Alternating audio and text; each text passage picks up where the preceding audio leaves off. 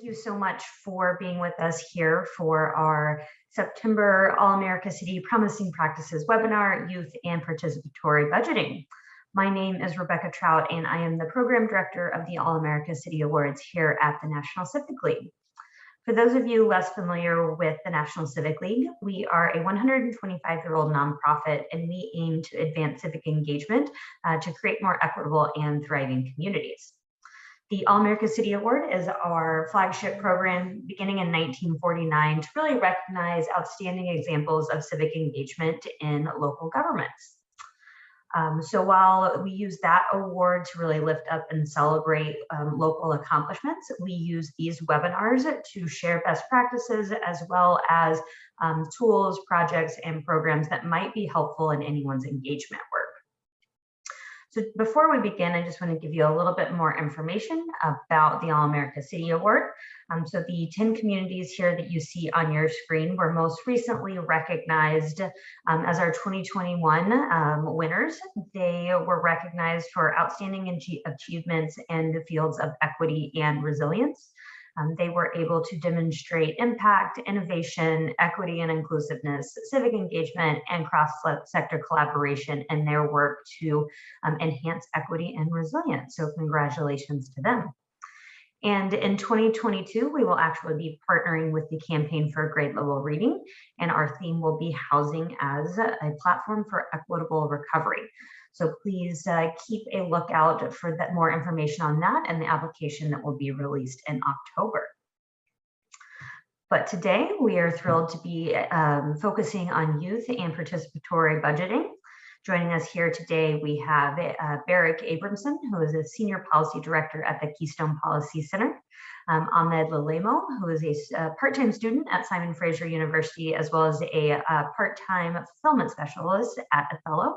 And then last but not least, we are pleased to be joined by John Richardson, who's the CEO and founder of Ethelo. Before I hand it off to their capable hands, just a few housekeeping items. We do ask everyone to remain muted just to cut down on background noise. We will be doing questions at the very end. So if you will keep those to yourself, we will use the chat box, the raise hand feature. And if we're a smaller crowd, we'll just go ahead and unmute everybody and facilitate a little bit of a conversation about the wonderful content that our speakers are going to share. And last but not least, we are recording, and the recording as well as any slides will be sent your way after the webinar. So with that, I am pleased to hand it over to the hands of John Richardson. John? Thank you very much. Hello, everyone. It's a pleasure to be here. I'm hailing you from Vancouver, British Columbia, and the traditional and unceded territories of the Musqueam, Tsleil-Waututh, and Squamish First Nations. And I begin like that, and that has become a bit of a tradition here in Canada. But in particular today is Canada's National Day of Truth and Reconciliation. And this is kind of, and I'm just going to say a little bit about this. It's in a recognition, and some of you may not know this about Canada, but there was something called the residential schools that seized about 150,000 Aboriginal children from their parents over 40 or 50 year period, many of whom died. As you may have seen in some international news, they're discovering many graves. I think there's the count is about 3,000 or 4,000 at this point since they started searching the grave sites. So it's definitely a day of mourning in Canada, and I want to acknowledge that. But thank you for coming and being interested in what we're doing. Just a little bit about Ethelo. We do participatory processes, both online and offline, for cities around the world, mostly in Canada, however. A lot of them are budgeting processes. I think we work with about 125 different cities. And for those that work, on behalf of cities, engage in the public, you'll know that there's many different approaches or philosophies to engagement. And the International Association for Public Participation has actually created this spectrum called the spectrum of engagement. And I'll just share this. I'll speak aloud to it. They've identified 5 stages. There's informing people. This is the decisions that are being made. There's consulting, asking people's opinion. Involving people in the decision-making is stage 3. Collaborating in the decision, where we're giving people really a meaningful role in the decision-making. And finally, the last one is empowered decision-making. And what distinguishes participatory budgeting from other kinds of budgeting processes that we do is that empowered component. And it essentially means that the final decision-making authority has been delegated to the participants. So for many budgeting processes that we do, it's advisory. People are giving input, maybe they're collaborating the decision, but the final decision rests with the elected official or the staff person with the local government. In participatory budgeting processes, the money is actually set aside before the engagement begins, and the final decision about the allocation of those funds is done by the participants themselves. So the budgets for these processes, as you can imagine, cities don't put their whole budget up for participatory budgeting processes. They usually set aside maybe 100,000 or 200,000 or some set amount. People in the public can propose projects which get nominated, and then participants can vote on those projects. It began in South America and has certainly become much more popular in the United States, thanks to a large degree to an organization called the Participatory Budgeting Project. And we have also done all the different kinds of budgeting processes, the consultative budgeting process, but also the empowered budgeting processes. I think we're going to be able to kind of speak to a couple of those today. I'm joined by Ahmed Alamu, who has been kind of on the front lines for us, working on these processes. And Ahmed, are you ready to speak a little bit about what we're putting together for Simon Fraser? Sure, why not? Yeah. Thank you, John. Thank you for having me. My name is Ahmed. I've been working with Ethelo for a few years now, doing engagement processes, configuring and doing the design in the back end. Today I'll be sharing with you an engagement that's still in the pipeline, but it's fully configured by a student union, Simon Fraser Student Society. This also happens to be the school that I graduated in, and so I have some connections and some insight into that. But before I share the platform itself, maybe I'll just say that the students had 3 goals before coming to us to put together this project, this participatory budget project. And really, they first wanted to increase participation. That for obvious reasons. I know when I was there in university, there wasn't maybe more than 5% of the student population would ever participate in campaigns or any kind of student initiative.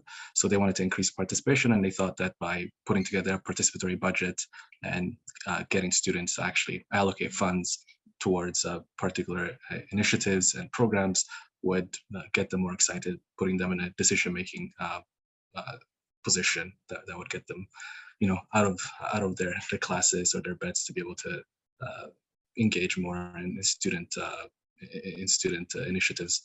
The second one was to promote transparency. They felt that if they could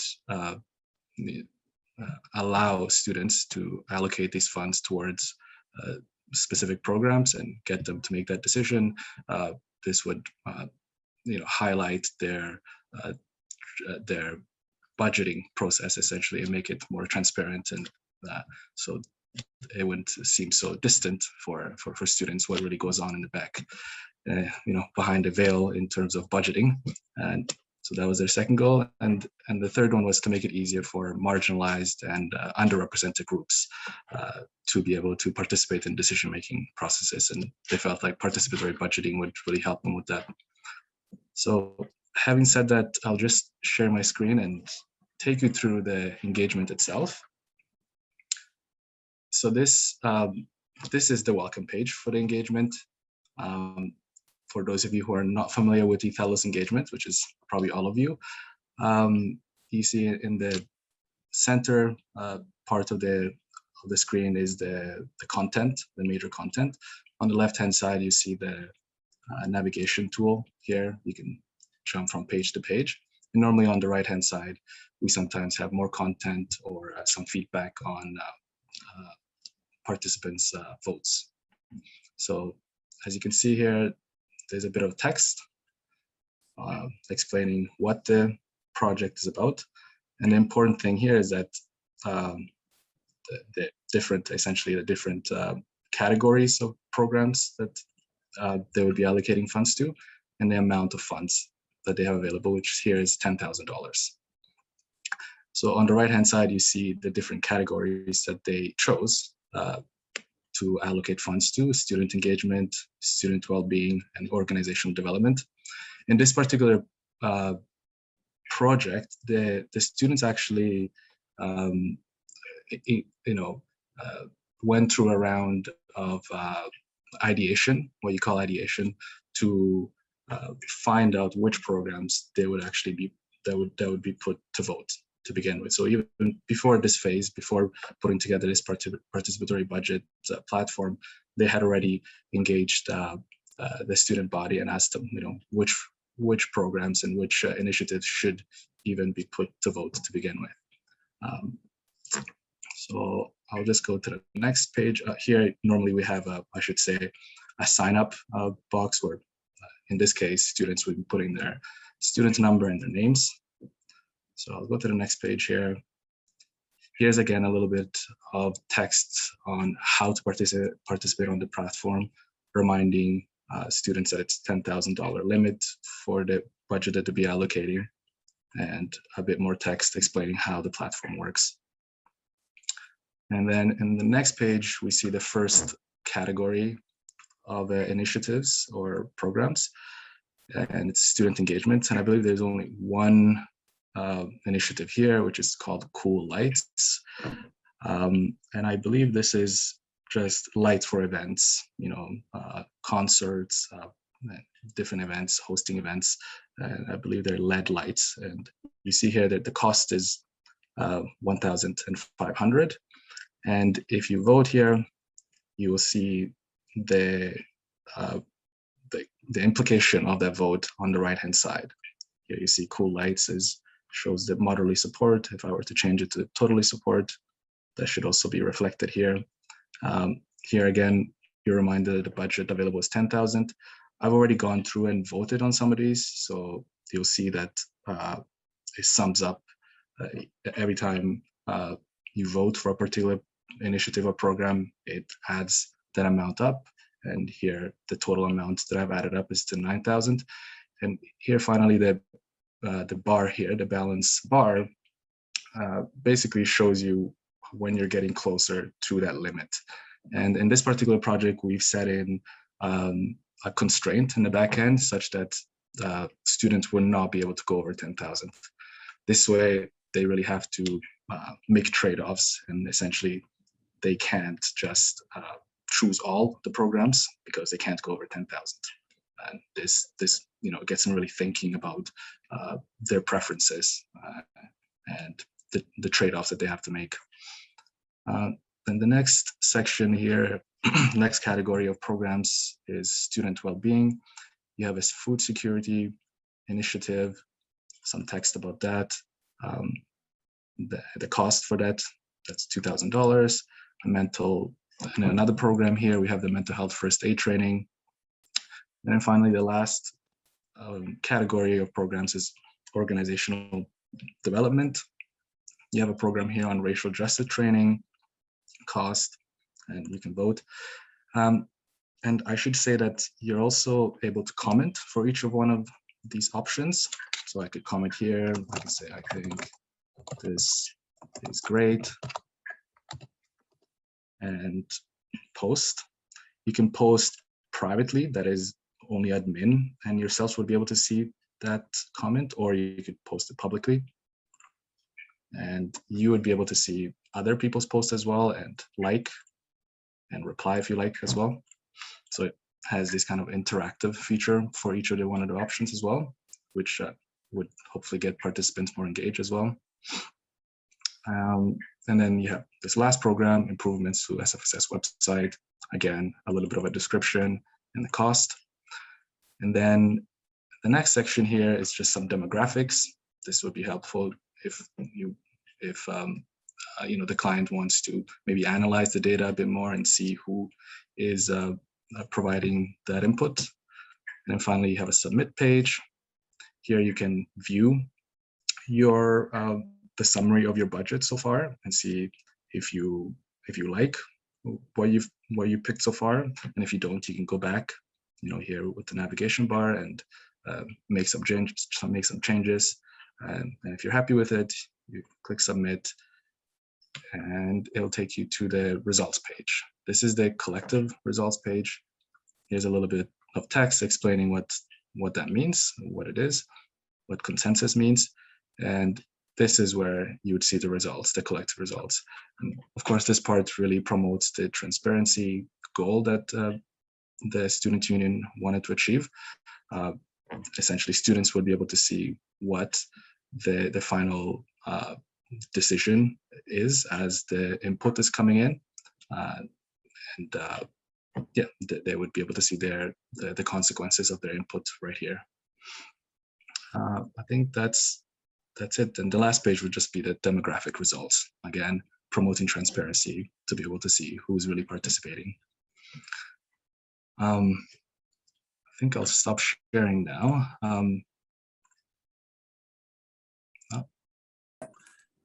That's awesome, Ahmed. Yeah. I might, because I know we're going to be going on to Barrick in one moment, but were there any questions that popped up in your feed that you think we might take this chance to address? And I have another demo that I can show as well for a city that did a participatory budgeting process too. Let's see. If anyone has any questions for Ahmed specifically about the process that he just went over, if you would like to either use the raise hand feature or put them in the chat box, we can go ahead and get those addressed. Okay. Well, while people might be typing those in, I'll just show another demonstration of a similar project that has actually happened. So this is one that we did for the City of Victoria. So the City of Victoria is the capital of British Columbia, and they did a participatory budgeting process to address that community. They had a bit more money. They had $50,000. And you can see in some respects, it's quite similar. They used a video. Again, there was a bit of an explanation. In this particular process, there was a bit of nuance. They had two categories of project. So they had small projects and large projects. Large projects had to ask for $2,000 or less, and there was $10,000 available. And then large projects were more than $2,000, and then up to $40,000 was available for the large projects. So we have these kind of two buckets. And the way it worked is people could go through, and you notice there's kind of some similarities here. Now we're on food security. People are, the first one is planting at home. People can read about the proposal, the proponent. There's a bit more information that they can vote on. In this case, with the one that Ahmed showed, people were using Likerts to vote from, oppose through to support and some variations. With this one, we used a single yes, no voting button. So there's a bunch of different ways we can set up the voting process as well. And you notice on the right-hand side, it's tracking my totals. So it's tracking how many small projects I voted in support of and how many large projects I voted in support. So I have to kind of track kind of how things are going. And so I'm able to kind of go through here and vote on a bunch of these different projects. And some of them will bring us over and some of them will bring us under. And we had projects under the labels of food security, training, entrepreneurship, as also on youth, and quite a few on youth as well. Health and wellness, arts, media, social, and I think we had about 300 or 400 participants that went through this process. And as I mentioned, this was a determinative process. So the final results out of this engagement directly, were used by the city to do the final allocation of the grant money. So that's basically this process. It's interesting that there are I mentioned kind of these gradations of empowerment of participants. And I think it might be even just worth mentioning a process that we did for the city of Lethbridge, which is not quite a full participatory budgeting process, because the results were advisory rather than finally determinative. But it was heavily advisory because they really did lean very heavily on the results of this. But this was capital project budgeting. And it was very similar to the small project budgeting. But in this case, rather than people from the public making the proposals were made by internal proponents for different departments inside the city. And you can see that the amounts at stake were much larger. Capital projects of millions of dollars with operating costs of 70 or tens of thousands of dollars. But the process itself was very similar. The real substantive difference was the amounts at stake and also the final sign-off by the council. But I know from speaking with the city of Lethbridge, and they actually did a webinar with us yesterday, that the results, the process, and the shortlisting that participants did, and they had 2,000 residents of Lethbridge that participated. It was a very highly engaged process. Were very heavily, had a very heavy impact on the final results. So 3 quick hits of participatory budgeting processes, 2 for cities and 1 for youth. And maybe I'll just pause there and see if there were any questions that came up. Great. Thank you so much, John. Yeah, we did have a couple of questions come through. I'm going to break them down into smaller ones here. Can you talk a little bit about how you decided the categories in which projects make it to the voting phase? I think at least with Ahmed's project, you mentioned that there was actually some engagement that went into the categories themselves, but you could kind of flesh that out a little bit for us. Yeah, go ahead, Mama. Sure. Yeah, essentially the organizers of the process went to the students and asked them very open-ended questions about what they would like to see, and they received that data, and they, as I believe, picked the top programs and initiatives, and essentially that was that. Yeah, so there's these 2 stages. There's the ideation, there's the vetting stage, where usually a small committee of the organization will meet, will review the applications. Sometimes there's a merging process that happens. They put a couple projects together, or but there's usually a subset of the original proposals that make it to the final evaluation stage. So there's a bit of a due diligence interval that happens between the raw proposals and the final evaluation. And then there was some interest in sort of how you go about, recruiting people to participate in this process. We've all put out a survey out there before and had 5 responses or something. So how do you really recruit people to vote? How do you make sure that that's inclusive of the entire population and deal with any barriers to access, like technology barriers, that sort of thing? So one of the services we offer, we call it public outreach.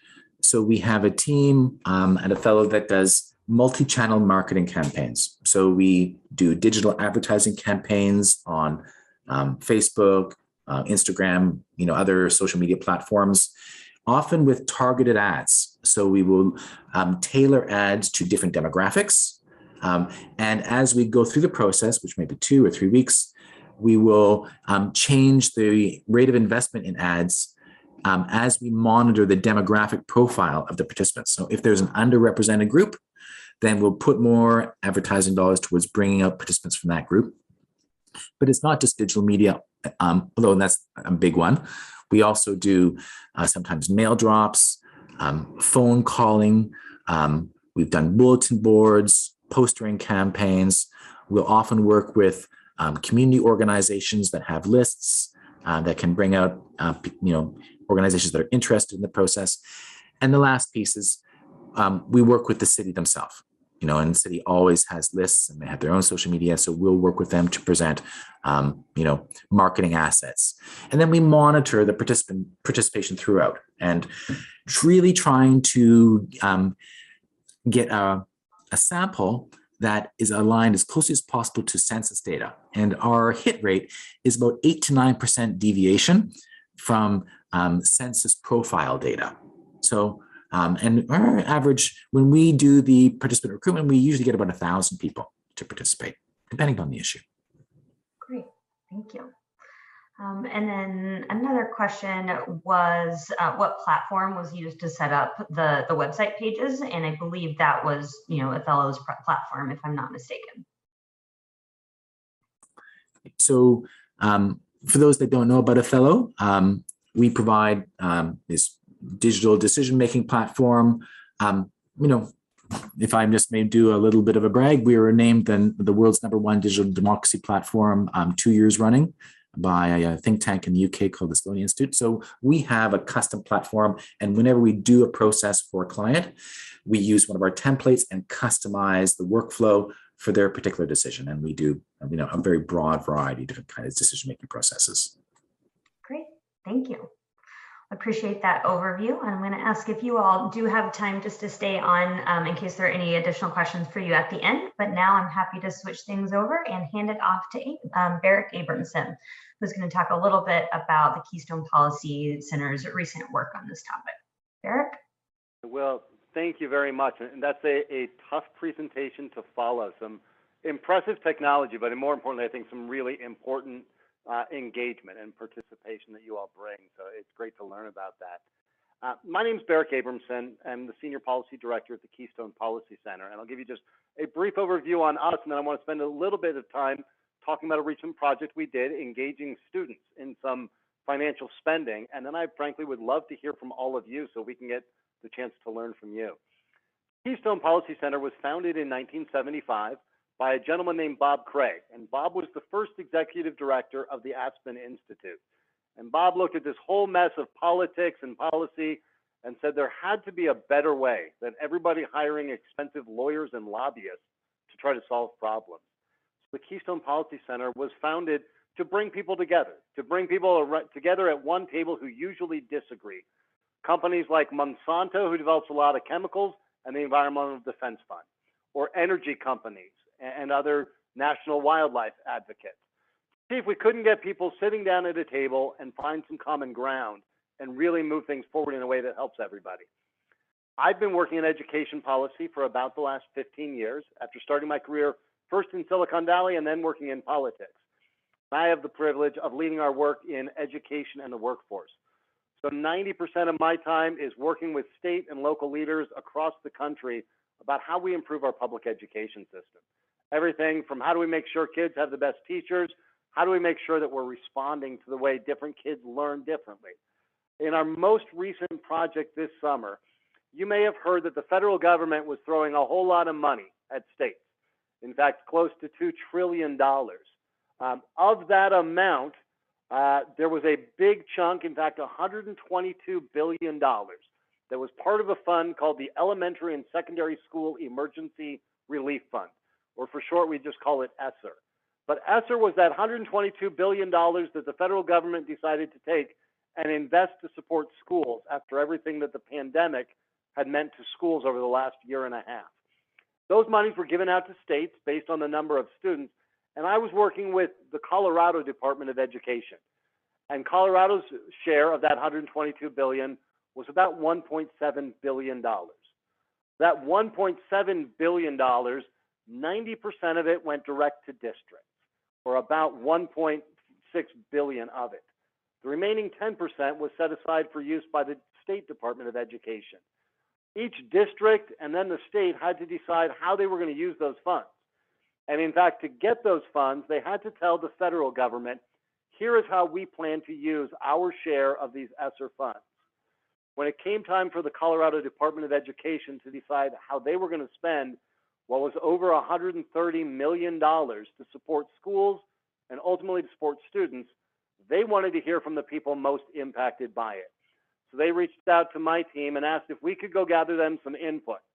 Unfortunately for us, it was a very short turnaround. They were notified by the federal government the first week of June, just as everybody was finishing school to go on vacation. And then they were told, by the way, you need to tell us by September 1st how you're going to use these funds.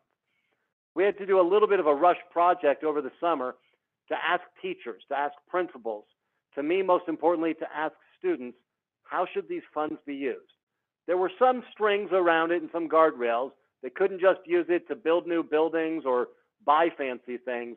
Those monies had to be used to do things like making up for some of the loss of learning that happened during COVID, or to support students who were particularly impacted by it. So the approach we took was we did two paths of engaging students in this process. One was to hold a series of online town hall meetings using Zoom and some other platforms to do webinars with students, where we did a brief presentation about these funds, and then we had a series of questions that we asked students to provide us their input on, starting with things like, based on what you saw during COVID, where do you think these dollars could best be used to help students as we go back into the summer, now into the summer, and then back into the fall? So we did a series of these meetings. We also knew that not every student had access to the internet, or maybe students didn't have the time when we were holding these meetings to join us. So we also did an online survey. We did about a dozen of these meetings that had about 100 people at each of these, and online we had over 1,200 responses. We're happy with those numbers, but frankly, I'd love to hear from all of you how we might do better hearing from students about how to do things like this.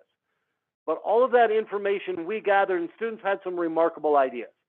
I'll tell you, when we asked them what the pandemic meant to them, they said things like being able to access healthy breakfast and lunch while our schools were closed was really important to me being able to learn. They talked about the social emotional impact on their fellow students. They saw some students going through stress, through anxiety, through depression, through different things when they couldn't be around their peers. We had students talk about how wonderful it was when they were in school to be able to work outdoors and learn outdoors. Students also, frankly, showed a whole lot of compassion. They talked about their teachers, talked about the toll that it took on their teachers. And at home, they were pretty candid about the different challenges that were there. They talked about, in some homes, they didn't have high-speed internet. I talked to a few students who were from one of our Native American tribes who said they had no Wi-Fi or internet on tribal lands, and they had to actually walk a couple miles every morning to one parking lot that had Wi-Fi and upload their homework from the night before and download their work assignments. And then students talked a lot about how they saw different students learning differently. They said, hey, you know what? Some of my friends did really well with this remote instruction. They learned more, they progressed faster, or some of my students or some students said that they themselves really struggled with strictly online learning. So when it came time to talking about how they wanted to see the state spend all this money the federal government was throwing, they wanted to make sure that it was taking care of their teachers. They also wanted to see specific programs that would support students. Things like after-school tutoring to help them make up some of the lost learning. Things like access to internet to make sure every student, no matter their family's background, had access to Wi-Fi and high-speed internet, or the tablets or laptops that they would need. They asked us if some of that money could go for things like outdoor learning spaces, or even in some schools, they talked about not having adequate cooling or heating, depending on the month. So all of that information was presented back to the Colorado Department of Education leadership, who frankly were on every one of these calls to hear directly from students. They put all of that together, and it informed almost every page of what the department plans to do with those funds. The department presented it to our State Board of Education, who said, yep, this sounds like the right way, and we're glad you listened to students in particular and all of those involved in supporting students. And that shaped what the state of Colorado submitted to the federal government, and how Colorado will now be spending the $130+ million the state has to spend. And I know a lot of the districts, because the report that came from all of that input and all of those student ideas was released publicly. So every district leader, 160+ different superintendents across the state, all saw that and got to hear how different teachers and students thought that money should be spent. So in this case, although it was more advisory, when you think about the spectrum that John talked about, I can tell you that advice was taken to heart and has now informed how the department is spending that money, how they're going to be allocating resources to each district and within it, And it's also opened up a lot of eyes and I think put new and renewed focus on making sure students are involved in these types of processes. So these student voices had the opportunity in these online meetings and through a survey to inform one means, how $130+ million will be spent. But they also got to make sure that a lot of people in power making the budget spending decisions know that students are out there and want to have their voices shared. So I'm going to stop there. I'm happy to answer any questions that I know Ahmed and John are. I would really love to hear all of you. It was a challenge for us, frankly, to get students, as many students we would like, to attend some of the online seminars or webinars, and not as many students completed the survey, even though we had over 1,000. So happy to answer any questions and would love all of your ideas on what makes it easier or more likely for students to participate in these types of activities. Thank you so much for that, Barrick, and I appreciate you following up with how that input is being used, because those of us who focus on public participation and public engagement and input gathering, people sometimes forget that final step of actually using the input, using those responses, and then telling people how their response affected the outcome. So appreciate that.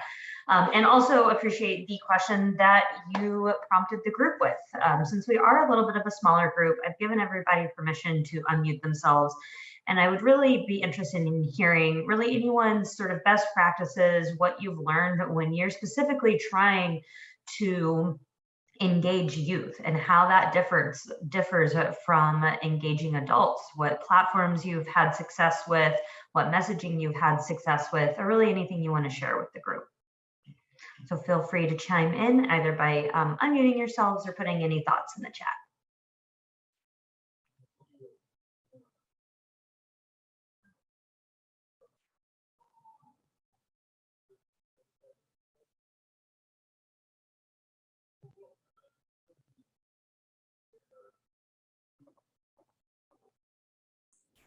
Well, just to fill the space, and I did touch upon this a few minutes ago, but one of the powers of digital marketing, especially within the Facebook ad platform in particular, is that you can specify demographics. So you can target by age. And I think it's also important to create tailored messaging for youth. We often post ads with a question, and we will run multiple ads and test which ones are having the most conversion. So we'll do A/B testing, run 3 or 4 versions of an ad with maybe different trigger questions, and then monitor which of those ads are converting, and then track participation on the platform itself, so that we can kind of know how many youth we're getting. But I have to say, getting youth to engage, particularly in local government processes, is quite challenging. And it's not. They're not yet, many of them haven't been voting for very long, and they don't necessarily feel that democratic enfranchisement. So there is, I think, a feeling of a bit of marginalization among youth. So extra effort needs to be made if you're going to have a sample that adequately represents youth. Yeah. I completely agree with John says. Mentioned the challenges and the importance, and some of the things that we found, and I love the targeting that you all do. I know for us, it's, my general guiding principle is to go where they already are. Instead of asking them to come to me at a meeting or to come to a special webinar, we like to go into their schools, or if they're already doing an online meeting for a sports team or an online social club or in different social media platforms, we like to go to where they are. And also, I think to John's point, we try to use our direct communications, but also their peers. We'll go in through other student leaders, whether that is sports teams or student council or other organizations, and get their peers to explain the benefit of this. In this last one, we really focused our communications around the fact that we were going to spend these monies on things in their schools and try to make that direct connection to, as you mentioned at the top, how the information would be used, but also what it would mean to their lives. That this isn't just some theoretical or academic exercise of who's in Congress. This is, what are we going to do? How are we going to use these funds in a way that you, your friends, your family will really experience it? And I think that's so important, to make sure that we're connecting on a level that's relatable to students about where this money is going to be used and how their input is being used. Thank you so much for mentioning that, Barrick. I think that that's something that the league oftentimes promotes, is that idea of sort of cultural ambassadors. You know, the health example is community health workers, and really going to, if you're trying to reach the faith-based community, getting pastors on board. If you're trying to get youth involved, you know, reaching out to different student leaders and having them be your voice in the actual community. I think that's something sometimes seems like an overly simple strategy, but that is one thing that we definitely have found to be most effective. And John, I wanted to follow up with your mention of targeting and social media.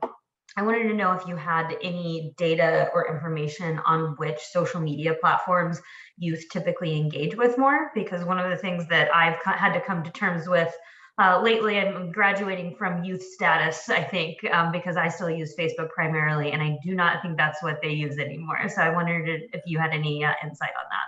Yeah, TikTok is where it's happening. So, you know, I think us old people use Facebook, but you know, if you're going to go where youth are, it's TikTok, and that's where we've had the best response from youth is TikTok. So, yeah. Thanks for that. We have a couple of people participating through the chat feature. One suggestion was doing a sort of photo contest for the budget cover, and I think something interactive like that, where they, you know, get some sort of recognition, or you know, they get to be more engaged in the process. I think that that's a really good idea. And then I haven't had a chance to read this one. Let's see what Sharon is adding to the table.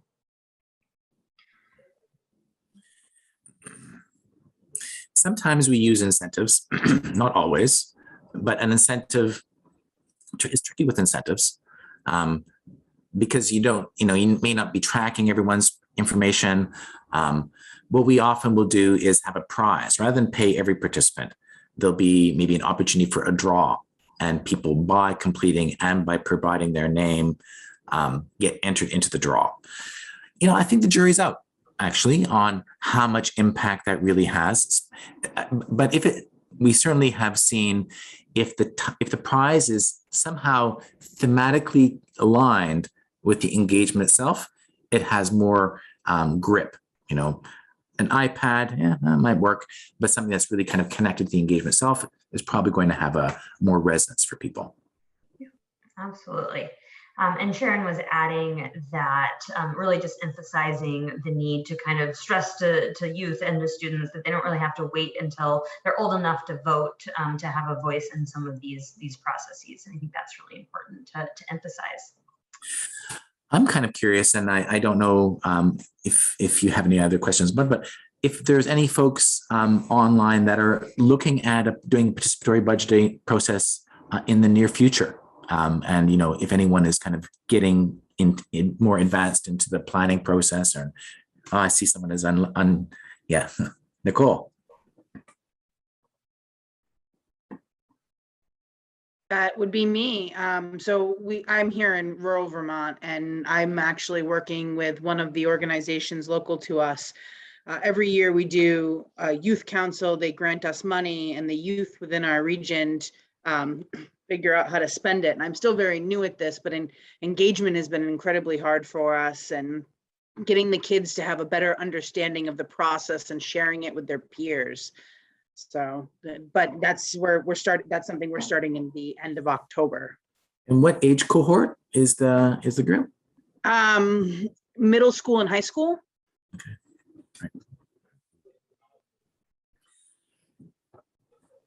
Right. If I may, you know, one opportunity, as I mentioned, there's these different stages. There's the ideation stage, there's the vetting stage, and then there's the final decision-making stage. A lot of the interest can get triggered in the ideation stage, where you're inviting students to make their proposals, and then students were like, can you go and support my proposal? And so there can be a bit of social advocacy happening among the students to get other students to support different proposals. So that's a dynamic that you can tap into, is getting people excited about projects that their friends may be bringing forward, and facilitating that enthusiasm. As I'm taking notes, please forgive me. Thank you. Yeah, if I can, I'll just share an anecdote. I was at a conference sponsored by the Participatory Budgeting Project a couple of years ago in Phoenix. And Phoenix is actually very forward-thinking in participatory budgeting in schools. And they related the anecdote of a school, and they had a bunch of proposals that had been brought forward by students for facilities improvements, structural improvements around the school. And one of the proposals was to repaint a wall that had been just consistently defaced, and it just had been really run down over the years. So the students get to choose the color of this quite large wall. And the big success, and they're all just quite amazed by it, was there was no more graffiti on the wall.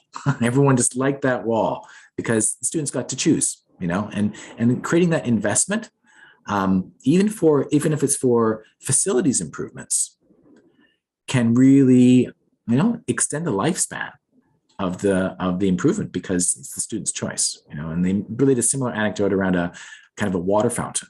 So there's secondary and valuable benefits to these engagement processes. Thank you for that anecdote, John. Anyone else have a question for the group? If we don't have anything else coming in, I might give everyone 10 minutes of their afternoon back. I really want to thank everyone for joining us here today. A special shout out to our speakers, John, Barrick, and Ahmed. You all did a great job, and appreciate the information that you shared, as well as the work that you're doing to really make decision-making processes more inclusive, more engaged, and so that they're more reflective of the community's actual interests. So thank you for the work that you're doing.